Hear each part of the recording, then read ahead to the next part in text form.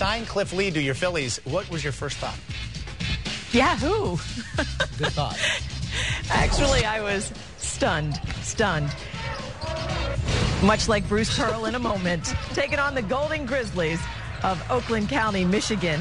Cameron Tatum misses a 3. Loose ball, he does recover it. And the Vols go up 7. This is in the second half, but later in the half, it's a 6-point Volunteer lead. Stephen Pearl misses a free throw. Kenny Hall, Will Hudson tangled up. They both go down, and Hall's called for the foul. Hudson makes both from the line. 2-point game in transition. Pearl's pass deflected. Larry Wright comes up with it. Fouled by Pearl. Tennessee was tough and physical, and it was drawing a lot of foul calls. Melvin Goins misses a 3. Hudson chases it down.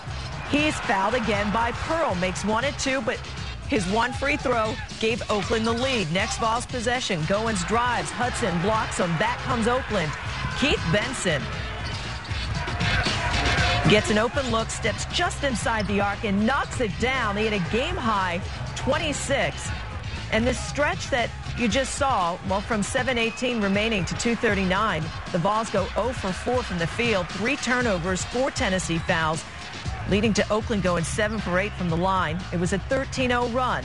Under 45 seconds to play, Wright, the screen, fakes, fires, and hits a 3. Take another look. Look at how he gets going in the air. What a great move. Got him off his feet, and Oakland upsets number 7 Tennessee by 7. Second win over a ranked opponent in 27 tries for Oakland. It's been quite a stretch for Oakland. Let's go back to March. They reached their second NCAA tournament, defeating IUPUI in the Summer Conference Final. They won that 76-64. But then as a 14th seed, they lost to Pittsburgh in the first round. Last week, they played 8th-ranked Michigan State at the Palace and gave Sparty all it could take. Losing by just a point, Sparty needed 25 points from the star, Kalen Lucas. And then last night, third straight game against a ranked opponent, Oakland took down 7th-ranked Tennessee. Volunteers up 11, but Oakland scored 50 second-half points to pick up the win. As I mentioned, this is Oakland County, Michigan. Not Oakland out there on the West Coast. A school located in Rochester, Michigan. Second win ever over a nationally ranked team.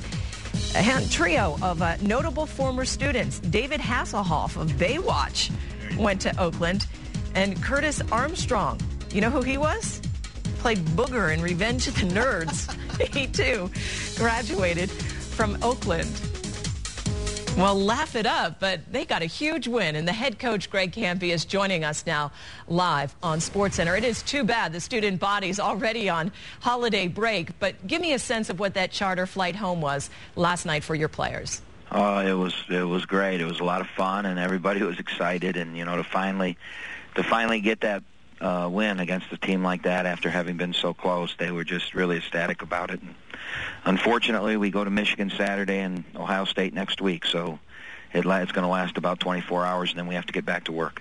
Well, you just mentioned it, a taste of the tournament last year, and that near win, you were so close against Michigan State just last week. What roles did those experiences play in last night's win?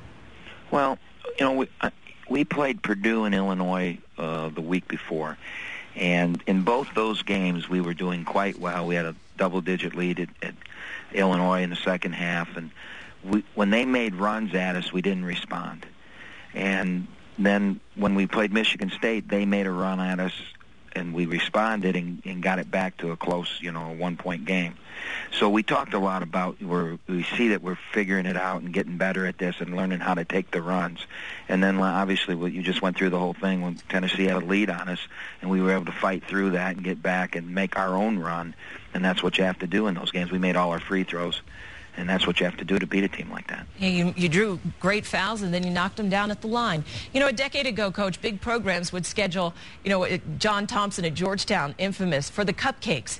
And then the trend, it seems to be a lot of teams, you just ran through all the Big Ten teams that you play, you schedule a good but a beatable mid-major. And now teams like your own making that a scary thought. How has the gap closed between the big programs and the mid-majors?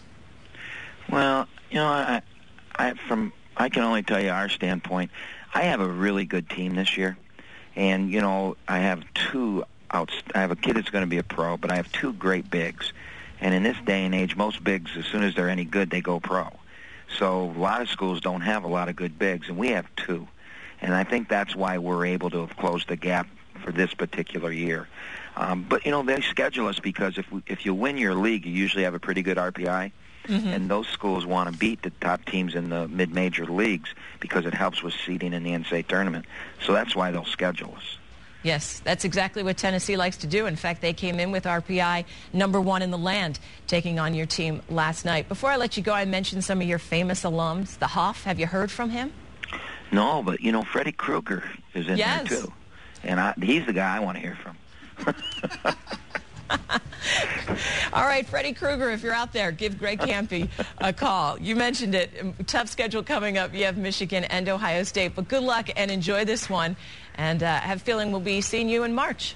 Well, I hope so. And thanks for having Oakland on. That's really, really nice of you. All right. Good luck, Coach. Yep.